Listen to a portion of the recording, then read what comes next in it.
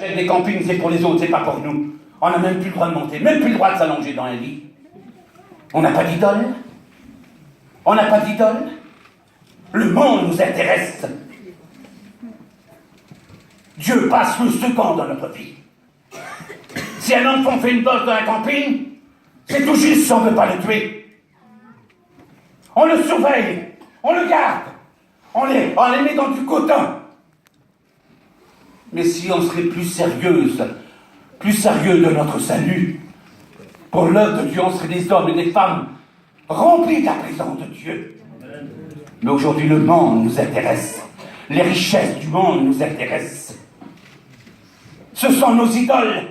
Les billets de banque, c'est nos idoles. Si je vous le dis, c'est pas une condamnation, c'est un avertissement. Prenons garde, car nous sommes à la fin. Toutes ces choses-là vont disparaître. Ça n'a pas de valeur. Pas de valeur aux yeux de Dieu. C'est les choses qui vont disparaître. Mais la chose qui a de la valeur, c'est dans le ciel. C'est là qu'on doit se préparer une place. Et que notre place soit vraie avec Dieu. Oh, je ne dis pas d'être sale, de casser nos affaires, non. Je suis comme vous, j'aime bien avoir les affaires propres. Mais il y en a assez de l'abus. Il y en a assez de l'abus. Je vous en supplie, arrêtons-nous. Regardons les choses en face. Nous sommes devant des faits qui nous blessent, qui nous fait du mal. Qu'est-ce qu'il a dit, Jésus, à Satan? Il a dit, tu adoreras le Seigneur, ton Dieu. Voici la personne qu'on doit adorer, le Seigneur. Et regardez ce qu'il a fait, Satan. Il l'a mis sous le haut du temple. Il lui a dit maintenant, tous les hommes sont bas, tout le monde te remarque. Tu es un homme terrible. Jette-toi en bas.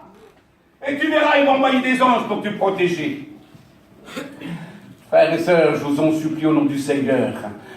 Il y a des hommes aujourd'hui, des femmes. Je sais que dans cette église, il n'y en a pas. Des hommes et des femmes qui se croient supérieurs aux autres.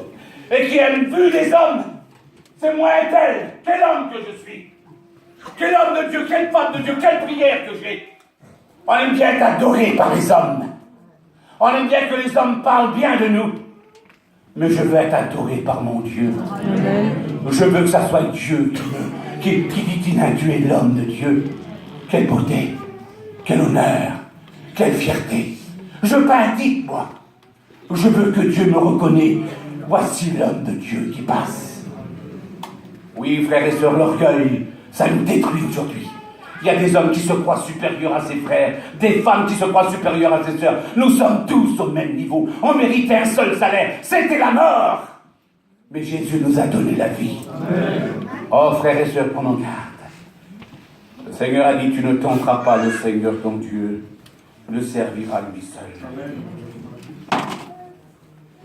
Regardez comme il a réagi, David. David dit, qui est donc cet incirconcis pour insulter l'armée du Dieu vivant? Qui est donc cet incirconcis? Comme il va prononcer ce mot, il y a son frère Eliab qui est là. C'est là que Eliab va rentrer en jeu. Il y a des mois que David a été choisi pour qu'il devienne roi d'Israël. Il y a des mois.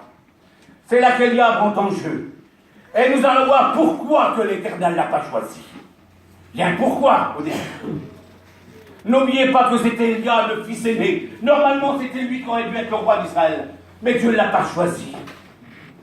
L'Éternel, lui, c'est pas celui-là. Il a vu son petit frère David choisir à sa place. Il l'a vu choisir. La haine était dans son cœur, ça ne se voyait pas. Il était dans la maison de son père. Il avait caché cette haine. La haine, il l'a ruminée dans son cœur. Il la nourrissait dans son cœur. Il avait de la haine. Alors, comme David arriva sur le champ de bataille et qu'il propose ces choses, il se souvient de cet épisode, qu'il a été choisi à sa place. Il avait de la haine depuis longtemps. Et là, il va se dévoiler. Il va se dévoiler devant tous ces hommes. Eliab va l'entendre parler de cette façon, il va lui dire, il est en colère contre lui, il va l'abaisser, humilier. Il va dire, à qui as-tu laissé ton petit troupeau? Regardez ce qu'il va lui dire, Eliab. Il lui dit, je connais ton orgueil. Quelle haine qu'il avait contre son frère. Je connais ton orgueil et la malice de ton cœur. C'est pour voir la bataille que tu es descendu. Le jeune David, il est là, il ne comprend pas, il ne sait même pas ce qui se passe. Son frère, il adorait, il avait de la haine contre lui. Mais pour qui tu te prends, petit? Mais pour qui tu te prends? Tu es jeune David, tu gardes les brebis de mon père. Normalement, tu n'aurais pas dû être là, toi. C'est pas ta place. Je connais ton orgueil, mais en réalité, Eliab sait que David n'est pas orgueilleux. Il sait qu'il n'est pas orgueilleux, car il était là comme l'Éternel l'avait choisi. Il était là comme l'Éternel l'avait choisi, et il a vu de quelle façon David a agi. Le jour où Samuel l'avait oint pour devenir roi, David n'a pas pris un cheval, il n'a pas parcouru tout le pays d'Israël en voulant dire « C'est moi le futur roi d'Israël !» Eliab l'avait fait, mais pas David. Qu'est-ce qu'il avait, David? La Bible nous dit qu'il est reparti dans la montagne. Quelle beauté, Seigneur! Il a gardé les brebis de son père. Et il a attendu que ça soit Dieu qui prend les choses en main. N'allons pas plus vite que Dieu. Dieu a un plan pour chacun d'entre nous. N'allons pas plus vite que Dieu. David a attendu des années avant qu'il soit le futur roi d'Israël. Des années. Ça n'a pas fait du jour au lendemain. Alors il le traite d'espèce d'orgueilleux. Je connais la malice de ton cœur. C'est pour voir la bataille que tu es là. David ne répond pas. Je te connais, petit prétentieux, espèce de vaurien. Quelle humiliation. Quelle audace. Il se révolte contre son frère. C'est pour être vu dans la bataille. Et tu veux prendre ta place, David. Ça y est, tu veux te faire voir, tu veux devenir roi. David dit à son frère, il aurait pu se révolter. Regardez quel exemple qu'il nous donne. David aurait pu se révolter. Il dit à son frère, je fais que m'informer. Maintenant, mon frère, occupons-nous des choses sérieuses. Le géant, il est dehors. L'ennemi de nos âmes, il est dehors. Nous n'avons pas à combattre contre nos frères et nos sœurs. C'est contre le Satan et contre ses démons. Le géant, il est dehors. David aurait pu combattre contre son frère. Vous savez que Satan, aujourd'hui, il ne nous a pas sur le péché. Il a une arme pour détruire les églises. Vous savez, je voyage un peu partout, je vais dans des endroits et je vois qu'est-ce qui se passe dans les églises. Il a une méthode pour s'y prendre que le chrétien ne le voit pas arriver. Des dizaines d'églises aujourd'hui sont atteintes. Des dizaines d'églises sont atteintes. Vous savez qu'est-ce qu'il fait? Il met la discorde dans les églises. Il met la discorde. On ne s'accorde même plus. On ne s'accorde même plus. Si un frère nous a dit un petit mot, ça dure des mois, des années. On se dispute. Non, c'est moi qui ai raison. C'est quoi? T'aurais pas dû dire ça. On rumine le mal. On n'arrive même plus à s'endormir. On pense à notre vengeance. Croyez-vous que l'armée de Dieu doit se battre de cette façon-là? Et pourtant on combat comme ça aujourd'hui. On ne peut pas appeler le bien mal et le mal bien, la Bible dit. Malheur. Malheur à celui qui appellera le bien mal et le mal bien. On se détruit. Frères et sœurs, ne nous trompons pas d'adversaires. Si nous ne veillons pas aujourd'hui, nous partons en guerre contre qui? Contre nos frères et sœurs de la famille de Dieu. Et pendant ce temps qu'on se combat les uns les autres, vous savez ce qu'il fait Satan? Il prend du terrain, et il avance, et il avance. Et croyez-moi qu'il en a pris aujourd'hui. Il a pris du terrain, parce qu'il n'y a plus cette unité ensemble. Il n'y a plus ce commun accord ensemble. Frères et sœurs, je sais qu'il n'y en a pas dans cette église, mais il y a des endroits qu'il y a des hommes, des femmes de Dieu qui sont assis ensemble et qui ne servent pas et qui ne se parlent pas aujourd'hui. Comment voulez-vous que Dieu peut bénir? Si je ne parle pas contre mon frère, si j'ai de la haine contre mon frère, je ne peux pas me mettre à genoux et dire Seigneur, bénis ma fille, mon foyer. Non, Dieu ne peut pas exaucer. Dieu exauce un cœur vrai, un cœur honnête, un cœur qui ne trompe pas. Aujourd'hui, ne nous trompons pas d'adversaires, frères et sœurs. On ne doit pas combattre contre nos frères et nos sœurs, mais contre les pièges de Satan. David a su combattre. Il a su combattre. Il savait comment combattre. Pas son frère. Si David combattait avec Eliab, il n'aurait jamais pu affronter Goliath. Oh, il ne pouvait pas, c'était pas possible. Il n'y avait pas de sérieux. On n'a pas à se disputer les uns les autres. Nous sommes l'armée de Dieu. Une armée ne doit pas se déchirer. Une armée doit combattre ensemble pour avoir la victoire. Nous voulons avoir la victoire. Nous voulons que Dieu bénisse nos enfants. Nous voulons que Dieu guérisse notre famille, nos malades. Mais pour cela, il faut l'accord. S'il n'y a pas d'accord, Dieu ne peut pas bénir.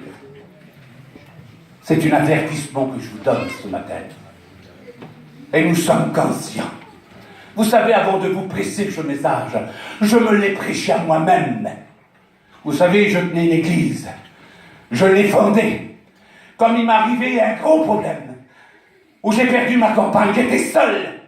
J'étais abandonné, j'étais dans la tristesse. J'avais mes frères autour de moi. Au lieu que mes frères viennent pour m'encourager, vous savez ce qu'ils ont fait, ces frères? Ils m'ont écrasé, ils m'ont fait du mal, ils m'ont blessé. J'avais même plus le droit de rentrer dans l'église. J'avais pas fait de mal, je me posais des questions. Voilà comme l'homme, il est aujourd'hui. Et un jour, ça a explosé. J'ai trouvé ces hommes. J'ai dit, maintenant, dites-moi le mal que je vous ai fait. Je pouvais pas vivre. Je pouvais pas accepter que les gens m'haïssent. Le seul ennemi que j'ai, moi, c'est Satan. Mais vous, je vous aime. Je peux pas combattre contre vous, c'est pas possible. Je ne serai pas dans le plan de Dieu. J'ai trouvé ces frères. J'ai dit, dites-moi le mal que je vous ai fait. Il y a un frère qui s'est levé, mais tu te rappelles? Comme t'as monté sous l'estrade et t'as dit que t'as passé par le problème, personne n'est venu vers toi. J'ai dit, c'est pas possible, il y a 4 ans tu m'en veux pour ce mot. Je dis, est-ce que j'ai cité ton nom? Ben non. J'ai dit, tu ne venais pas vers moi, toi. Tous les soirs, t'étais là, tous les midis. J'ai dit, tu m'en voulais pour ça. J'ai dit, tu te rappelles comme t'étais dans la souffrance. Comme t'as eu des problèmes, qui se levait à 5h du matin, 3h du matin. C'était moi qui étais là. Comme tu pleurais, je pleurais avec toi. Comme tu étais dans le chagrin, j'étais avec toi. Je t'ai jamais abandonné. Mais là où j'avais plus besoin de toi, tu m'as délaissé, tu m'as laissé seul. Je leur ai demandé pardon et aujourd'hui, ces hommes me respectent. Parce que je n'ai pas gardé de la haine dans mon cœur. Si vous voulez avoir la victoire avec Dieu, si vous voulez grandir avec Dieu, enlevez la haine qui vous range et accordons-nous les uns les autres. Deux hommes de Dieu ne doivent jamais se disputer. Deux femmes de Dieu ne doivent jamais se disputer. Au contraire, ils doivent s'accorder. Oui, frères et sœurs, pendant qu'on se détruit les uns les autres, Satan prend du terrain. Il en prend. Regardez ce qu'il dit Timothée. Paul à Timothée. Pourtant, il le dit, il y avait des hommes pareils que nous. Dans 2 Timothée, chapitre 14, chapitre 2, verset 14, il dit « Rappelle cette vérité aux croyants en les suppliant devant le Seigneur de ne pas se livrer à la dispute. » Supplier. Si l'apôtre avertit Timothée, c'est parce qu'il y avait des gens comme ça. À se disputer, elle ne sert à rien si ce n'est qu'à la ruine de ceux qui l'écoutent. Si moi et le frère David, on se dispute, il n'y a pas que moi qui n'en prends un coup. Ma famille n'en prend un coup. L'Église n'en prend un coup. Et ça fait de l'amertume, mais ça part, ça rentre dans tous les rangs. T'as vu ce qu'il a fait l'autre là-bas? Il a dit ça, il a dit ça. Il a blessé celui-là. Vous savez, ces petits téléphones-là, c'est le diable. Pardonne-moi, Seigneur, de dire ça. Dès qu'un frère tombe dans le malheur, ou une sœur, l'autre va vers vous dire, tu vois, je t'ai dit ça. Toi, le frère, il a tombé là-bas, il a fait ça et ça. Surtout, ne dis-le pas à personne, hein. Je te le dis à toi. On tourne le regard, au téléphone. T'as vu? Ça va te dire quelque chose. Ne dis-le pas, hein. Un tel, il a fait ça, ça et ça et ça. Et ça se propage, et ça se propage, et Satan se réjouit. Et croyez-moi, ça fait du mal, ça fait du mal, on se détruit sans s'en apercevoir. Dès qu'un frère nous parle d'un autre frère, vous savez qu'est-ce qu'on devrait faire? On devrait le prendre par le cou. Viens, mon frère. On va se mettre tous les deux à genoux. Et on va prier pour ces personnes. C'est comme ça que Dieu nous veut. C'est comme ça que Dieu nous veut. La ruine, ceux qui l'écoutent. Encore 2 Timothée chapitre 2, verset 16. Évite les discussions vaines et profanes. Ceux qui les tiennent avancent toujours plus dans l'impiété, ce qui veut dire mépriser ses frères. Et leurs paroles rangent comme la gangrène. C'est comme le cancer qui détruit et qui fait du mal. Ça blesse, ça fait du mal.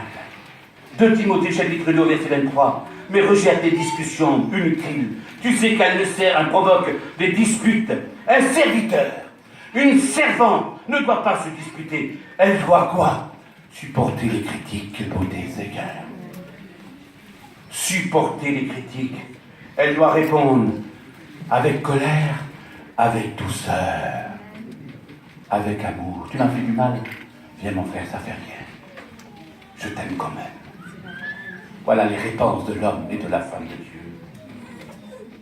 Il est dit dans Éphésiens chapitre 4, verset 1, toute humilité et douceur, avec patience, supportez-vous les uns les autres avec amour, et vous